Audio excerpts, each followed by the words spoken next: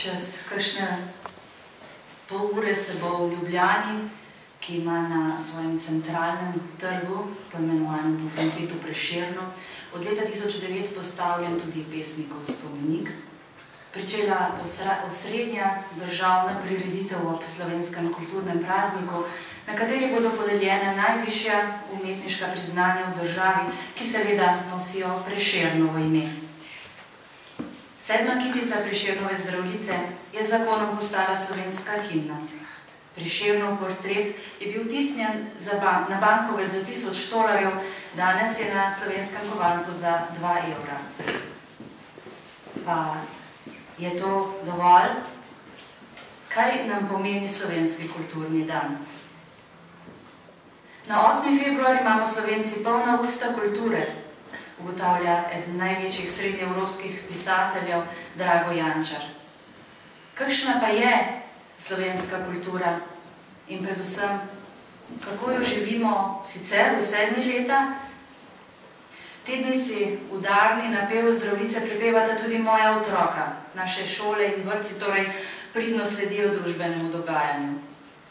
Otroka sta še premajhna, da bi se spraševala o vrednosti besedila te pesmi, tako pomembne, da je postala naš nacionalni simbol. Njena vsebina je v svojem nastanku leta 1844 pomenila tolikšen napredek, da Zdravljica v Prešernovih poezijah v originalu ni smela iziti. Naši otroci niti pomislijo ne na kakšno drugo možnost, kot da v miru živimo suverenost in samostojnost slovenskega jezika in naroda.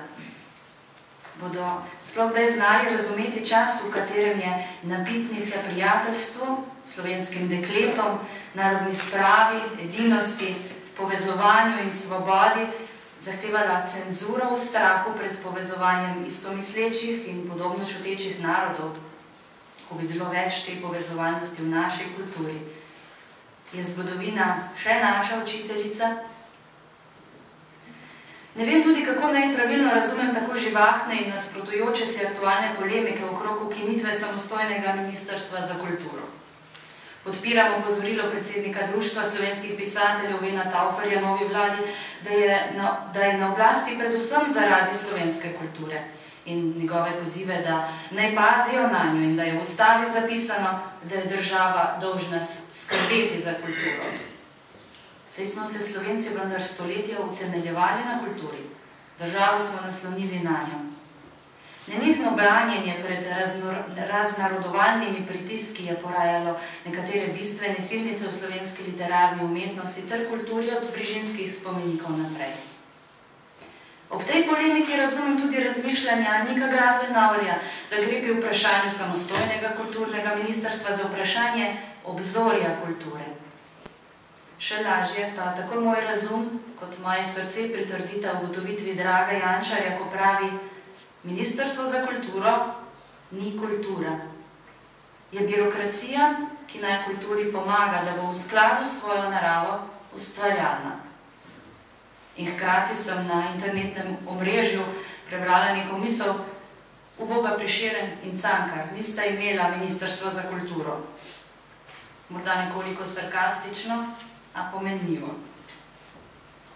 Še vedno se torej lahko izražamo in kulturno rastemo tudi brez samostojnega ministrstva za kulturo. Ne moremo pa brez naših izvrstnih ilustratorjev, zborov, slikarjev, igralcev, lutkarjev, pesnikov in pisateljev, plesalcev, ne brez naše izseljeniške izkušnje in vseh vrst drugih umetnikov, ki so kot nekakšna vest naroda pričati o bivanju in kulturnem jazu slovenstva. In kot nadaljuje Jančar, zato vprašanje ministrstva sploh ni velika tema. Velika tema je kultura sama. Kakšna je, kaj zmore. Kakšna je naša kultura in kaj zmore? V teh letih se me pač najbolj dotakne vse, kar je povezano z mojima otrokoma. Svet, s kakršnim se soočate in v katerem se oblikujete za življenje. Svet, katerega kulturo oblikujemo vsi. Zelo zanimivo mi je bilo danes spoznanje, da izraz kultura ali kulturen v slovenskem prevodu Svetega pisma ne obstaja. Slovar slovenskega knjižnega jezika geslo kultura razloži 438 besedami in oriše nekaj zelo različnih pojmov, ob katerih si lahko tudi ob današnjem kulturnem prazniku temeljito izprašamo svojo kulturno vest. Kultura je najprej skupek dosežkov, vrednot človeške družbe, je rezultat človeškega delovanja in ustvarjanja. Zrasli smo na grški, rimski, krščanski kulturi. Govorimo o kulturnem izročilu, o kulturnih spomenikih, kulturni dediščini. Udeležujemo se kulturnih dogodkov s pestrim kulturnim sporedom v kulturnem domu, kjer se kulturni delavec poklicno ukvarja s kulturno dejavnostjo. V lokalu pa si vsi želimo kulturne postrežbe. O kulturi govorimo tudi kot o civilizaciji. Civiliziran pa pomeni omikan, torej tak, ki se zna vesti, ki je kulturen, ki uporablja načela in norme pravil pri vedenju in ravnanju. Prizadevamo si na primer za boljšo zdravstveno kulturo, telesni kulturi moramo posvetiti večjo skrb. Kultura kot agrarni pojem pa predstavlja pravzaprav izvor besede njenega osnovnega pomena.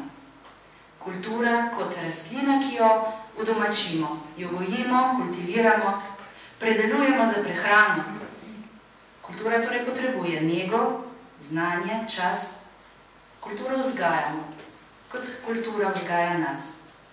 Kulture se učimo, zavestno in nezavedno, organizirano in spontano.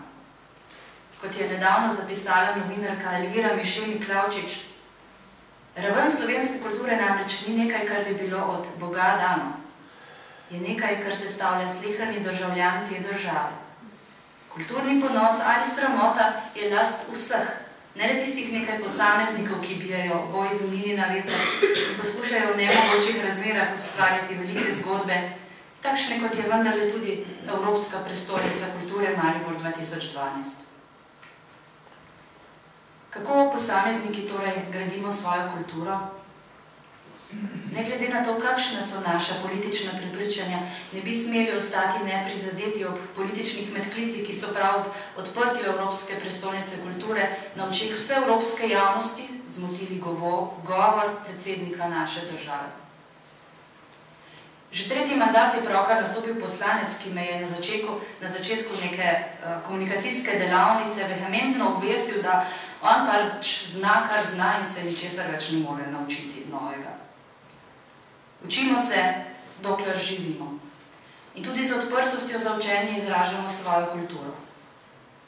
Kulturno je, da pogledam človeku v oči, ko se rokujeva, ali si podava roko pozdrav miru. Pri blagajni v trgovini počakam vrsti, če tudi samo z enim izdelkom v rokah. Na prispelo elektronsko pošto v službi odgovorim takoj, ko lahko in ljudi ne puščam v negotovosti. Prijazno pozdravim, sogovornika pozorno poslušam, ne skačam v besedo. Je vse to res tako samoumevno? Kulturni smo, če upoštevamo bonton in tudi, če znamo spoštljivo dopustiti medsebojne razlike. Ko, na primer, v moj prizadevni trud z otrokom o bontonu pri mizi, sredi polne restauracije, k sosednji mizi, mati na stol posadi svojega 5-letnika, na mizo preden pa namesto krožnika postavi DVD predvajalnik z risanko in mu začne sama nositi hrano v usta. Doživeto. Mi je pa že veliko ljubši naš manj kulturni živahen klepet v fosilu kot takšna nekulturno zadušena tišina.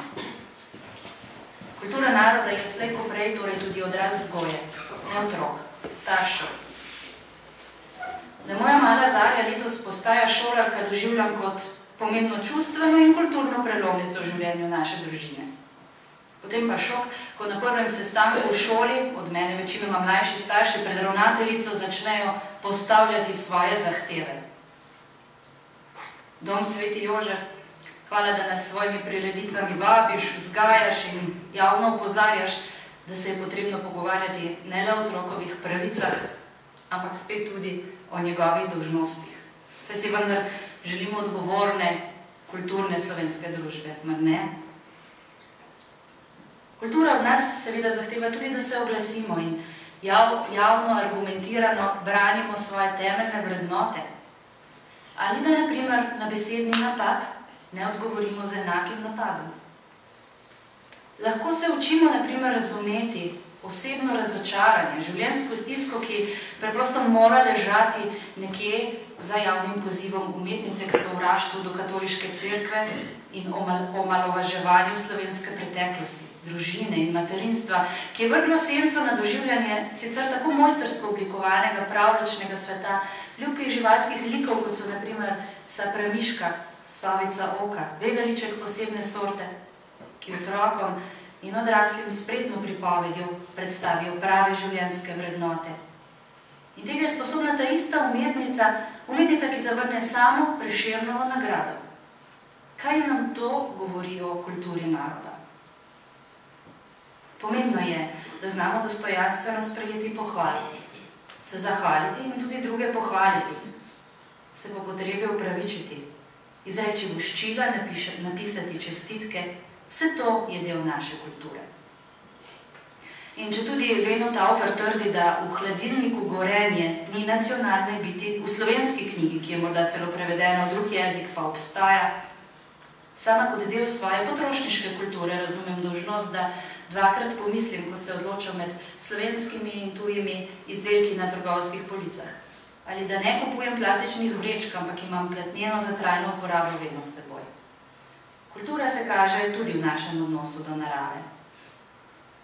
Na kulturi je slonil narod skozi razburkano zgodovino razdrobljenosti, na kulturi raznovrstnosti in skupnih vrednotah preteklosti ter medsebojnem razumevanju, pa po besedah Evropske komisarke za kulturo obstaja evropska kultura. Išla je iz skupnih krščanskih korenin. Nisem pa prepričana, da Slovenci krščanstvo še doživljamo kot vrednoto. Ali krščansko kulturo res živimo? Ali pa je to le še kult, ki ga gojimo morda ob nedeljah, odpovemo pa se mu v javnosti, ali v rubriki v popisu prebivalstva v strahu pred morebitnim cerkvenim davkom? Profesorica Berta Golob je na nedavnem Uhorskem večeru izpostavila, da doktorica Martina Orožem v najnovejših znanstvenih raziskavah slomškovega pisanja ugotavlja, da slomškov jezik ni nič manj bister in umetniški, kot je bil kasneje Levstik s svojim Martinom Krpanom. A to je bilo zaradi krščanske vsebine tudi študentom slavistike dolgo zamolčano in sploh neraziskano. Pa lahko delo Antona Martina Slomška mirno postavimo ob bok Francetu Prešernu kot njegov uravnoteženi pol. Prešeren se je zavzemal za visoki jezik in ohranitev izobraženstva, v istem času velike germanizacije pa je Slomšek, nič manj pomembno, skrbel za ljudi od spodaj navzgor. In to v času, ko je bil 1 milijon slovenskih prebivalcev 83% kmečki. Slomšek se je posvetil prav skrbi za posvetne knjige za ljudstvo in tudi po besedah profesorja dr. Jožeta Pogačnika je prav Slomškova ustanovitev Mohorjeve družbe leta 1851 ohranjala civilizacijsko raven in širila kulturo med Slovenci. Slomšek je našel harmonijo v razmerju med narodom in krščanstvom. In to v času, ko je Engels zapisal: med narodi in narodiči v Avstriji so le trije, ki so bili nosilci napredka, ki so delovali v zgodovini aktivno in so sedaj že sposobni za življenje. Nemci, Poljaki in Madžari. Za tega del so sedaj revolucionarni. Vsa druga velika in mala plemena ter narodi imajo predvsem poslanstvo, da izginejo v svetovni vihri. Slovenci smo obstali. Slovenščina je danes eden od 23 uradnih jezikov Evropske unije. Gostimo Evropsko prestolnico kulture, ki je z besedami Evropske komisarke orodje, s katerim se odpiramo ljudem. Ljudje morajo imeti priložnost, da se pridružijo slavju kulture, da v njej uživajo. Prav posebej želim izreči tudi svoje resnično občudovanje vsem, ki se trudijo za izjemno pestro in obsežno kulturno dogajanje v našem knežjem mestu in ga ponujajo na res številnih področjih za zelo različne okuse. In če tudi se mojemu okusu kdaj zazdi, da bi kakšen dogodek bilo zanj bolj kulturno, če ga ne bi bilo, cenim pestrost ponudbe, inovativnost v poskusih iskanja umetniških odgovorov na nove izzive časa.